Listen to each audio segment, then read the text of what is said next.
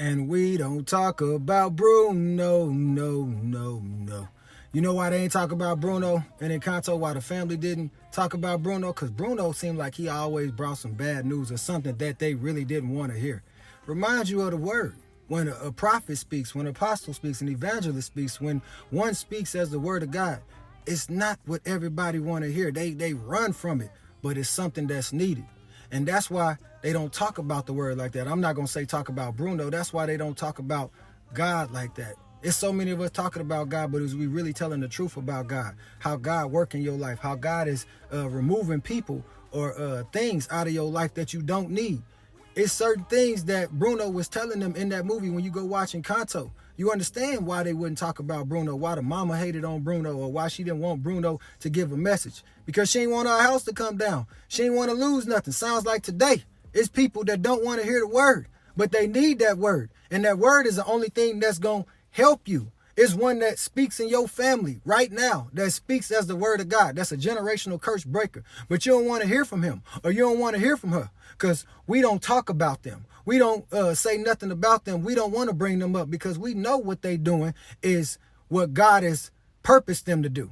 What I'm doing, what my wife doing, what so many of us out here is doing, is what God has purposed us to do.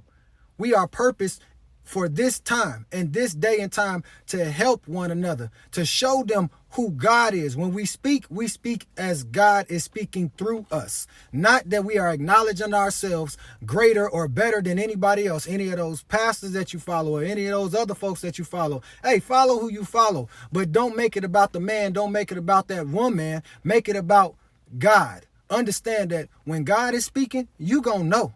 And you ain't going to like that word. Similar how, like, even with Moses, we could talk about it. They didn't want to talk about Moses. They didn't even want to hear from God. They would rather hear from Moses. They wouldn't even talk about Joseph because they didn't want to hear it from Joseph. They wanted to be something else.